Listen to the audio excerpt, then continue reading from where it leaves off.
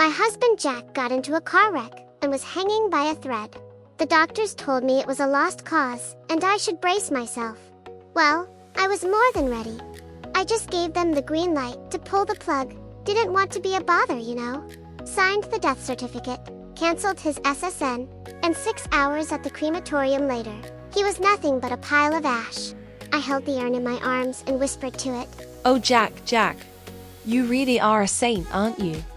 Filthy rich, died way too young, and didn't even leave a will. According to the state's laws on intestacy, 2/3 of everything you owned is coming straight to me.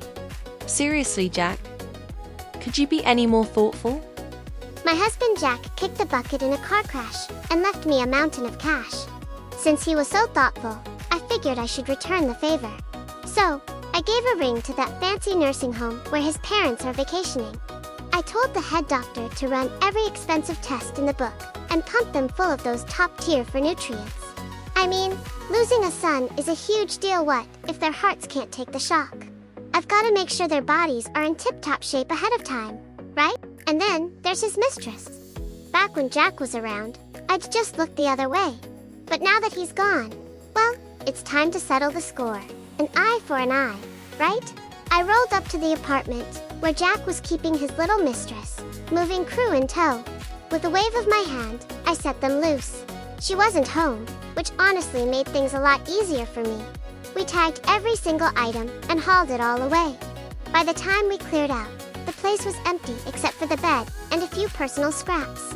I didn't touch that bed, though way too gross for me. I brought back a ton of stuff. It took me all night just to sort through it, all picking out what I wanted and listing the rest on Craigslist, or sending it off to the scrapyard.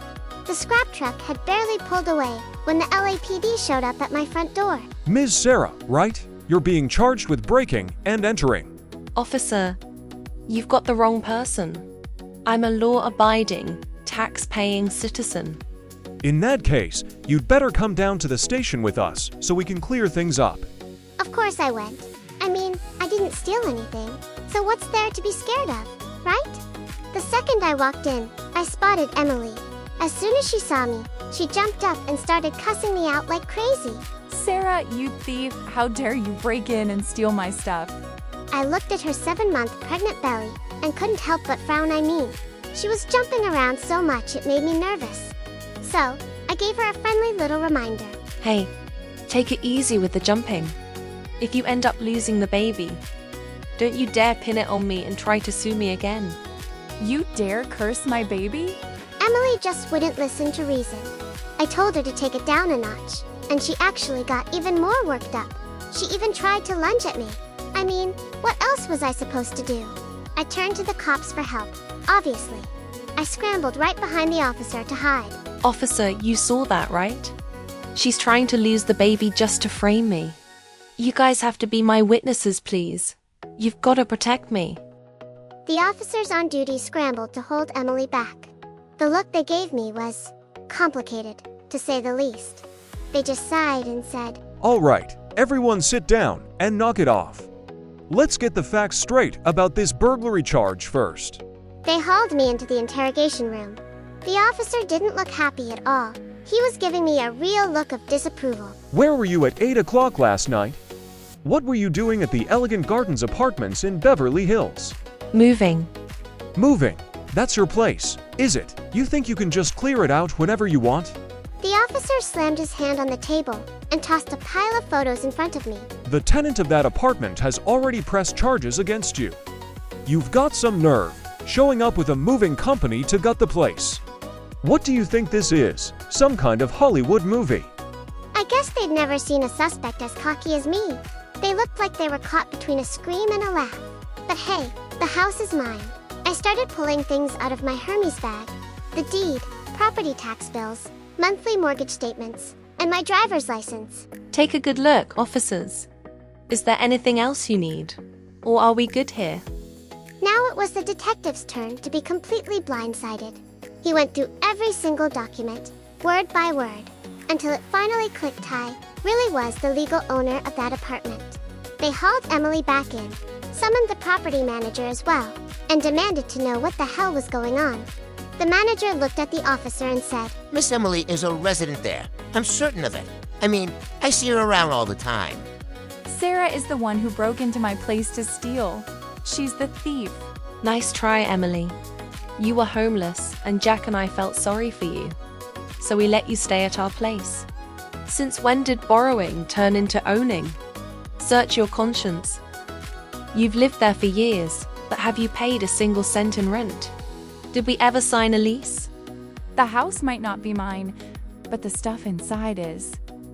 Officer, Sarah stole my belongings, every bit of it. You seriously have the nerve to say that out loud? With a loud thwack, I slammed another thick stack of receipts down on the table. Officer, here are the renovation lists and invoices from Home Depot. I've also got screenshots of the furniture orders from IKEA and Macy's, along with the matching credit card statements. Feel free to cross-check them with every single item in that apartment. After giving the officers a polite nod and finishing my explanation, I turned my gaze slowly toward Emily. As for your dirty laundry and stinky socks, I already tossed those out the front door before I started moving. But the things I actually took, the furniture, the appliances, the cabinets, tell me, which one of those has your damn name on it? The investigating officer looked at Emily with a cold face and said, You claim she stole your belongings. Fine. What exactly are you missing? Give me a full itemized list of your property losses, right now. Emily grabbed the pen. Her teeth clenched so hard her jaw looked like it might snap, and prepared to write. I stood to the side, a cold, mocking smirk playing on my lips. You haven't held a job in 4 or 5 years. Emily, I'm honestly curious, how does someone as broke as you end up with valuable property to lose? Just so you know, if you exaggerate your claims, you'll be looking at a perjury charge on top of everything else. Emily's face went white in an instant. She froze, her pen hovering over the paper without scratching out a single word. I knew exactly what was in that room. For the past 6 months, Jack had been prepping for our divorce, moving our marital assets like a rat hoarding food. He funneled a fortune through offshore accounts and multiple shells, eventually converting it all into gold bars hidden in a safe inside that apartment. It's a built-in safe, tucked away behind a storage cabinet in the walk-in closet. I found it last night, and it's already stashed somewhere, much safer now. I'm not even worried about her writing it down. Even if she does she really think the LAPD is that stupid? A jobless squatter living on someone else's charity, suddenly claiming she owns a fortune in gold bars. That's a slap in the face to the police department's intelligence. And even if she had the guts to write it, the IRS would be knocking on her door by morning to audit her source of funds. Finally, with her voice trembling and her eyes averted, Emily stammered to the officer. I was just so panicked seeing the room in such a mess that I didn't realize my things had already been moved out. The officer didn't buy her excuse for a second. He gave her a brutal dressing down, sternly warning her that she was on the verge of being charged with filing a false police report. Emily clenched her teeth, her face flushed with suppressed rage, but she didn't dare utter another single word. The officer also gave me a piece of his mind, saying I should have given the resident at least a 30-day eviction notice, instead of just clearing the place out and wasting police resources. I immediately apologized, nodding submissively and promising it would never happen again, that this was strictly a one-time mistake. Emily and I walked out of the station together. Once we were outside, I officially gave her notice. I'm putting the house on the market. You have 3 days to pack up and get out. If you're still there after that, I'll be charging you market rent. We're in Beverly Hills. Emily rent is $30,000 a month. Think you can afford it? Miley exploded. She flew into a blind rage, her face contorting with a mix of fury and pure desperation. Beverly Heights, a luxury penthouse in a prime location. Do you think this rent isn't worth $30,000? Why don't you check the market price on Zillow yourself? If you don't pay up, I'll have the US Marshals come down and forcibly evict you. Emily knew damn well I was telling the truth. She gritted her teeth and hissed. Don't get too cocky, Sarah. I'm gonna tell Jack everything you've done. Just you wait. Jack will come for you and settle the score. Oh, really? I'm sure you've already tried calling him, haven't you? Tell me, did he actually pick up? Emily's expression shifted instantly, her grip tightening on her iPhone until her knuckles turned white. I let out a satisfied laugh and leaned in, offering her a kind little update. Don't bother calling him, he's not going to answer. Ever. Right now, Jack is nothing more than a pile of ash, neatly tucked away in an urn. Emily let out a piercing, blood-curdling shriek that echoed off the stone walls of the station. Sarah, how can you be so vicious? How dare you curse him like that? It's you two were in love for years. He's your legal husband, for God's sake. I covered my ears, frowning as if her screeching was nothing more than a minor annoyance. I waited until she finally ran out of breath before speaking in a calm, flat tone. Oh, so you do remember he's my husband? Then why are you getting so worked up? Don't believe me? Feel free to look it up. There was a crash on the Pacific Coast Highway yesterday morning at 10 a.m. It should be all over Fox News and here. This is a copy of his cremation certificate. You're more than welcome to go to the funeral home and ask around. I shoved the photocopy into Emily's hand, turned on my heel, and hopped into my Porsche. As I sped away, her sharp, agonizing screams faded into the background. In the rearview mirror, I saw her clutching her stomach as she collapsed to the ground. I reached for my phone, half intending to dial 911.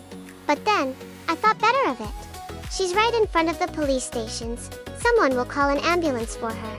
Hell, maybe a squad car will just drop her off at the ER, saving her a $1,000 ambulance fee. I honestly felt quite virtuous, doing my part to save resources for the American healthcare system. Back at home, I turned off my phone, took a long, relaxing bath, and treated myself to a magnificent French feast before drifting into a deep sleep. But then, I was jolted awake by the intercom from the security room of my gated community. Miss Sarah, there is a couple at the gate claiming to be your in-laws. They're insisting on seeing you.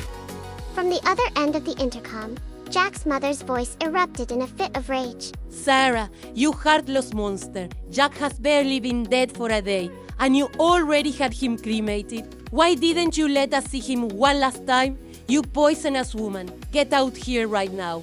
I cleaned out my ears and said to the security guard, I don't want to see them. This Beverly Hills villa isn't where Jack used to live. I bought this with my own funds before the marriage. It is my personal property. Security, make them leave, or I'll file for a restraining order. The security guard didn't give a damn about Jack's parents. He professionally cut the intercom and drove them away. I turned on my phone, and as expected, hundreds of calls and texts flooded in, along with a stack of voicemails. I deleted them all with one click and switched the phone back off. The next morning, I was woken up again by the police, knocking at my door. You are being charged with first-degree murder. Ms. Sarah, you have the right to remain silent, but you need to come with us to the station. I'm innocent. I am a law-abiding citizen. Just come with us to the station, first to cooperate with the investigation and help us clarify the situation. I followed them obediently. I hadn't murdered anyone, so what was there to fear about clarifying the situation? When I arrived at the station, I spotted Emily immediately. Sitting with her were my in-laws, Jack's parents. The moment his mother saw me, she lunged at me. You poisonous woman. You wouldn't even let me see my son one last time. I hope you burn in hell. Seeing her jumping around with such vigor, I felt deeply gratified. It seems all those overpriced supplements at the nursing home didn't go to waste. I kindly expressed my concern. Mum, take it easy with the jumping. If those old bones of yours fall apart, medical bills in America are expensive. Don't you dare go blaming that on me. You murdered my son, and now you have the nerve to curse me? Jack's mother and Emily are cut from the very same cloth.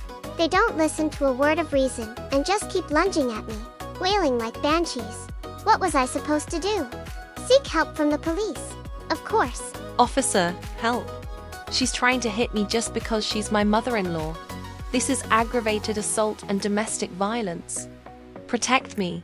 Quickly, I want to press charges against her. I quickly hid behind the police, and the duty officer scrambled to pull Jack's mother away. He looked at me with that indescribable expression once again, and said, They have filed a report with the district attorney suspecting you of murder. You need to explain the situation regarding the murder allegations to us first. I was led back into the interrogation room. The officer, with a grim expression, tossed a document onto the table. Your parents-in-law provided the accident investigation report for your husband Jack's crash. It states that the reason he went over the cliff was due to brake failure. They are accusing you of tampering with the vehicle. Is there anything you'd like to say about that? I immediately began to defend myself, while feeling a wave of genuine pity for the officers on the case. They're talking nonsense. It's defamation. Officer, my in-laws are so old they clearly don't understand the law. Don't tell me they came here to cause a scene at the station without a single shred of actual evidence. And they're actually forcing you to open a case and arrest me. The officer's expression froze instantly. I was suddenly overcome with sympathy for them. They shot me a fierce glare and continued their questioning. Your mother-in-law said that you were the one responsible for taking Jack's Porsche 911 to the dealership for maintenance and that it was serviced once a month. The last scheduled maintenance date was just 3 days before Jack's accident. Is it possible you didn't notice anything wrong with the braking system? Officer, I didn't take the car in for maintenance this month. I was tied up with some other matters. What exactly delayed the car maintenance? Think very carefully before you answer. And if you have nothing to hide, why was Jack cremated so quickly? According to our information, it was less than 6 hours from the time he was pronounced dead at the hospital to the cremation. It has to be said, this is indeed the biggest point of suspicion. If there were no issues, why would I turn Jack into a pile of ash so quickly to destroy evidence? But hey, if I didn't do it, what do I have to fear? I just need to answer honestly. Officer, does a cremation require checking for an auspicious date on the lunar calendar? I did it because I couldn't stand the sight of him. I stood by that man when we were starting from scratch. Now that the company is listed on NASDAQ and we finally made it, that piece of trash had the nerve to cheat on me and demand a divorce just to claw away my shares. 3 days ago, I was supposed to drive that car to the dealership, but that bastard came home and picked a fight with me over the division of assets. That's the only reason I didn't go. Now that he's dead, what am I supposed to do? Keep his corpse in the morgue to celebrate Christmas with? If it weren't for California's environmental laws, I'd be using his ashes as fertilizer to grow roses right now. The officer scrutinized my face, searching for a twitch or a flicker of guilt. After a masterclass in micro-expression analysis, he finally concluded that I wasn't lying. They had clearly been braced for me to summon a high-powered attorney to weave a web of legal technicalities. But they never expected me to be so refreshingly blunt. Officer, if you don't believe me, go ask the property management and security at our complex. We live in a high-end community with high-definition surveillance. That day, I literally chased Jack out of the gate with a golf club. The security guards all saw it. The car didn't get serviced because their son decided to drive it off himself. As for the cremation, it might have been fast, but the medical examiner's death certificate and the city hall paperwork are all perfectly legal and above board. It's their right to report a crime, but coming to the station to make false accusations without a single shred of substantive evidence, I can countersue them for malicious prosecution and intentional infliction of emotional distress. Do we understand each other? The police called my parents-in-law and Emily into the room. As soon as Emily walked in, she asked, Officer, have you cleared everything up? It was Sarah who murdered Jack, wasn't it? What does this have to do with you? What is your legal relationship to Jack? Jack's mother puffed out her chest and said to the officer, She's my goddaughter, Jack's godsister. U.S. law doesn't recognize God relationships, Jack, and you have no legal relationship whatsoever. So stop trying so hard to shove yourself into business that doesn't concern you. Emily's face turned a deathly shade of pale, her lips trembling as she found herself completely speechless. She turned toward Jack's mother, her eyes brimming with a look of profound grievance and silent pleading. The officers announced the results of their investigation right there in front of them. We have called to confirm with community security and reviewed the surveillance footage. On the day the car was scheduled for maintenance, Jack did indeed return home and had a heated argument with Ms. Sarah. The footage shows Ms. Sarah chasing him out of the house, after which Jack drove away in the unserviced vehicle of his own accord. The failure to maintain the vehicle was your son's own responsibility, and there was no evidence of tampering with the brake lines. Furthermore, the cremation procedures were entirely legal and compliant. As family members, it is your right to report a concern, but making groundless accusations without any solid evidence not only wastes police resources, but Ms. Sarah also has the right to sue you for defamation. Do we make ourselves clear? Jack's mother didn't give a damn about what the police had to say. The moment she heard that I wasn't being held responsible, she lost it and tried to lunge at me again. Sarah, you monster, you didn't even let me see my son one last time. I was a pro at this by now. I nimbly ducked behind the police officer, using him as a human shield. Mom, let's get one thing straight. It's not that I didn't want you to see him. Jack went off a cliff on the Pacific Coast Highway. The car was totaled. He was killed instantly, and the body was burned beyond recognition. I nearly caught PTSD just looking at him myself. How could I possibly let you see that? What if you caught one glimpse, had a heart attack, and dropped dead right there in the morgue? Then our family would be hosting 2 funerals at once. I did it all out of concern for your health. You dare curse me to death?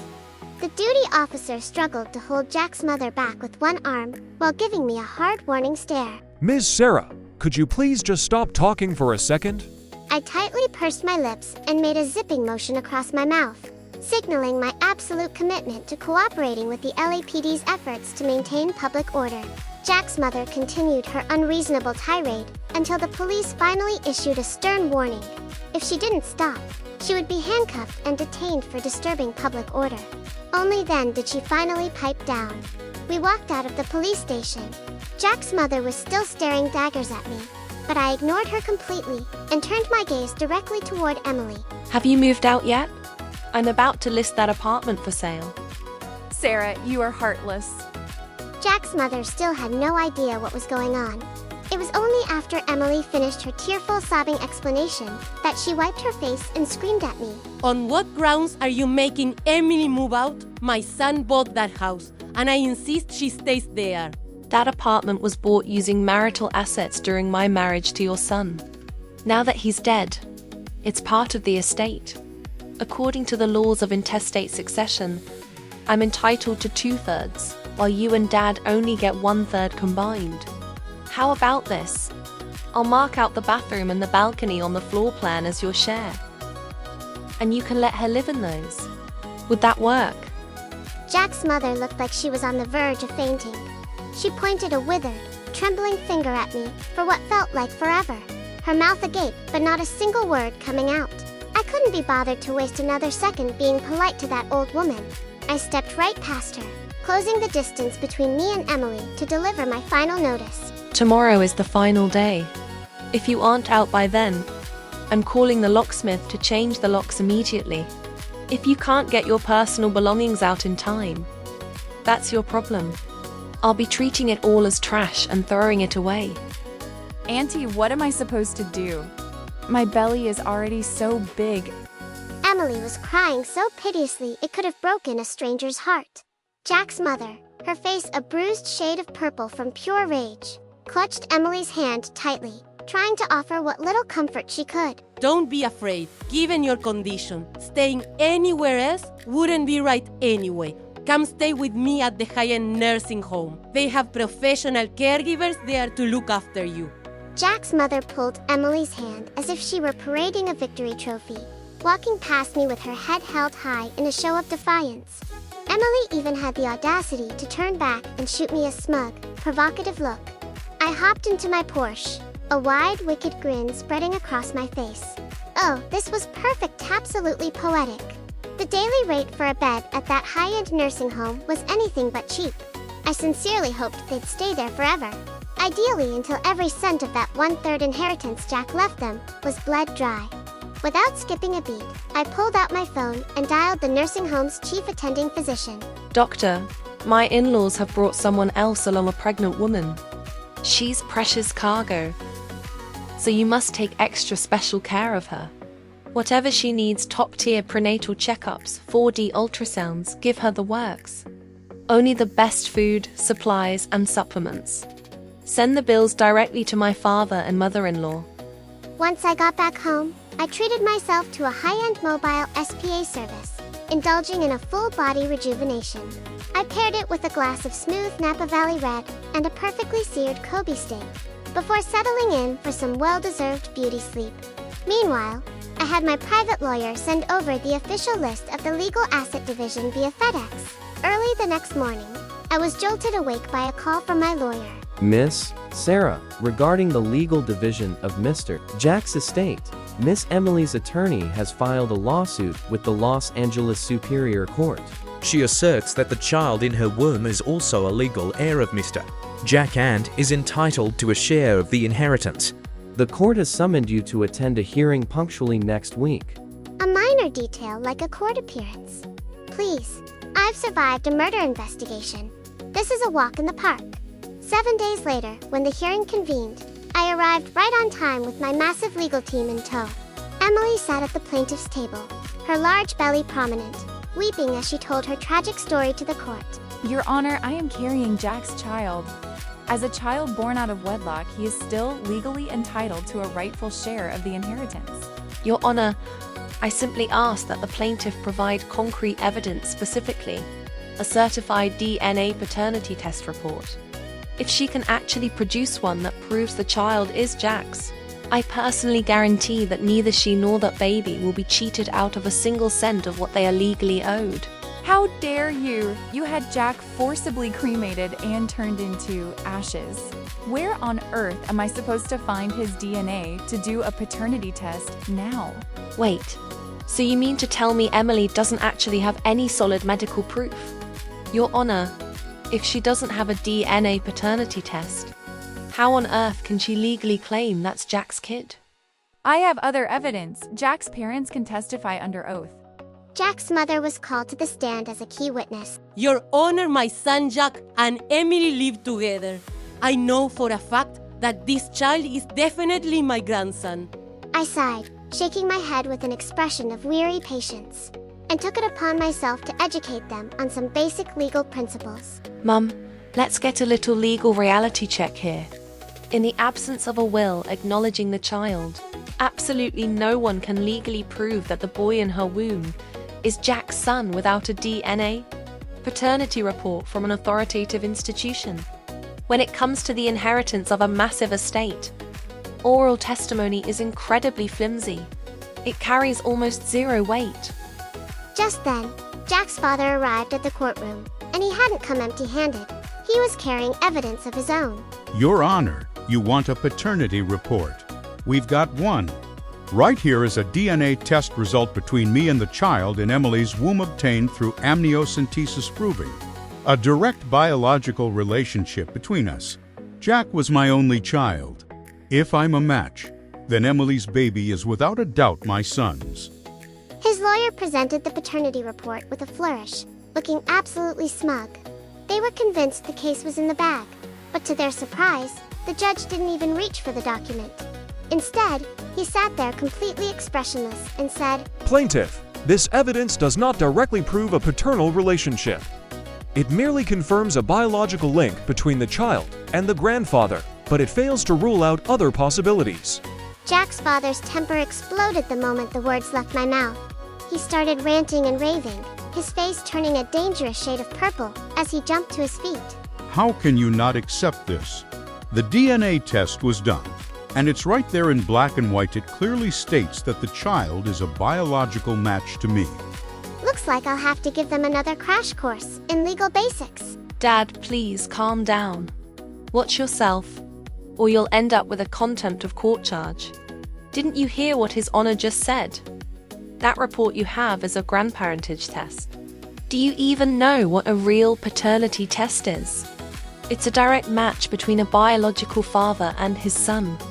In the eyes of the law, unless there is a direct DNA comparison with Jack himself, no other report carries absolute weight. A grandfather's DNA can suggest a link, but it can't legally exclude other possibilities. Without Jack's own genetic profile, Your little piece of paper is nothing more than a suggestion, not a verdict. I let a small, tight smile play on my lips as I fixed my gaze directly on Jack's father.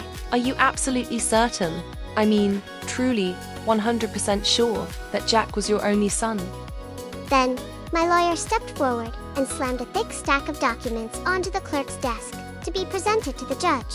While the judge began flipping through the files, I wiped the predatory smile from my face, replacing it with a look of deep, weary sorrow as I addressed the court. Your Honor, there's an old saying that you shouldn't wash your dirty linen in public. I truly had no intention of bringing up these family scandals in open court. But what choice do I have? My father-in-law has pushed me into a corner. My parents-in-law used to have a solid marriage.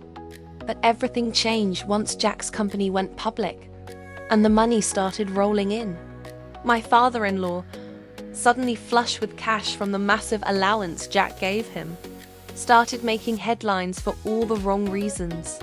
He didn't just spread rumors with the wealthy socialites at the country club. Our entire family, accompanied by a private investigator, actually caught him red-handed during an affair at a motel. I even had to personally bail him out of an LAPD precinct once. The charge? Solicitation of a prostitute. If you look closely at the documents, Your Honor, I've included a copy of that bail bond as evidence. This isn't a man driven by family legacy. This is a man with a proven history of extracurricular activities. I paused for a moment, letting the weight of the scandals sink in, before delivering my final deduction. So, doesn't this DNA report actually serve as proof that the child in her womb is, in fact, the offspring of my father-in-law and Emily? Biologically speaking, wouldn't that make the child Jack's half-brother rather than his son? And as we all know, a sibling is not a first priority immediate relative. Without a specific provision in Jack's will, a brother has no legal standing to inherit the lion's share of the estate. Your Honor, they aren't presenting an heir. They're presenting a scandal wrapped in a lawsuit.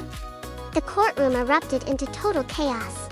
A cacophony of gasps, whispers, and shocked exclamations filled the air as everyone processed the scandalous implication. I looked Jack's father dead in the eye, my expression shifting from cold calculation to a look of profound, mocking sincerity. Dad, are you absolutely certain that during all those adventures of yours, you didn't leave Jack with a secret older brother or a younger one somewhere? Or did you perhaps do something to Emily yourself?